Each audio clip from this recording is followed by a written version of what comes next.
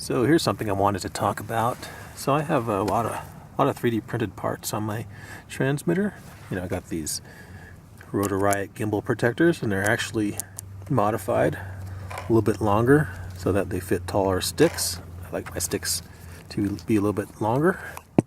And I got this nice piece off of Thingiverse, printed it up in plastic, some cheap plastic. It's kind of a not really good print quality, but it works.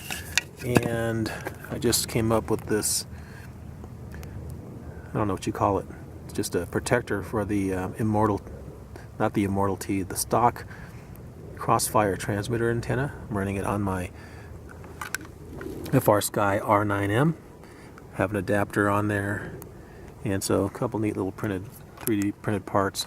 And then on the back of the transmitter I have a new battery compartment lid, and this houses a 1500 milliamp LiFe battery, and it runs around 10 volts, which is going to be perfect for the R9M.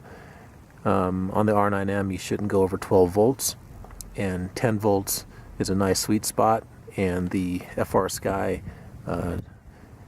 QX7 can handle that voltage from the 3S LiFe battery pack. So in any case, first day out trying this, not going to use external power, so we'll just go ahead and use the battery pack.